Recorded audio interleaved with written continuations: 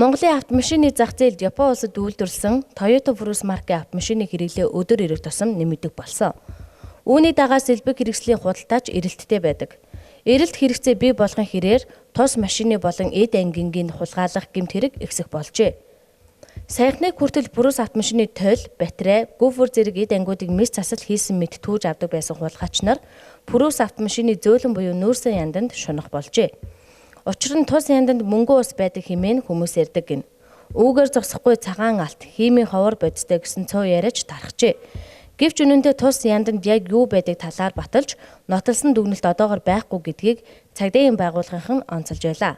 Олон нийтийн мэдээллийн хэрэгсэл тэр дундаа Facebook группүүдэд Prius автомашины тойл, яндан, гүпер аван зарна гэсэн зар их байх болсон. Энэ нь амар хэлбэр аргаар мөнгө олох гэсэн хүмүүсийн шунлыг хөдөлгөж, гэмт хэрэг үйлдэх сэжүр болдог байна.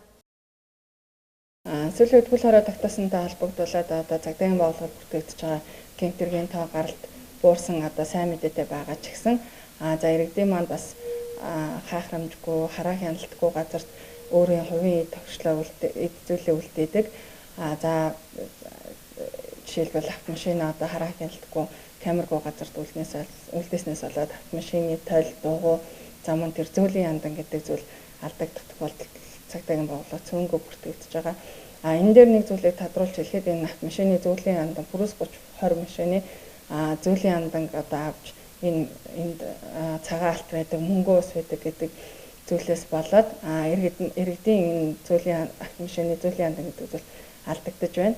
Энэ нь бол одоо яг үнэн хэрэгтэй бол Prius 30 болон 20 автомашины зөүлийн яндан мөнгө ус цагаан алт бол байдаггүй. Тэгэхээр энд хуурдаж иргэд маань хулгайлах гэмт хэрэгт хохирогч болох эсвэл хулгайлах гэмт хэрэгийг үйлдэхээс өөрсдөө урьдчилан сэргийлээрэй гэж хэлмээр байна. Цагдаагийн байгууллагаас иргэд та бүхнийг өөрсдийн өмч хөрөнгийг хамгаалж, аливаа гэмт хэрэгт өртөхгүй байхад анхаарч, харуул хамгаалалттай газар машина байрлуулах, тохиолдол хамгаалтын систем суйрлуулах шаардлагатай гэдгийг цагдаагийн байгууллагаас анхааруулж байна.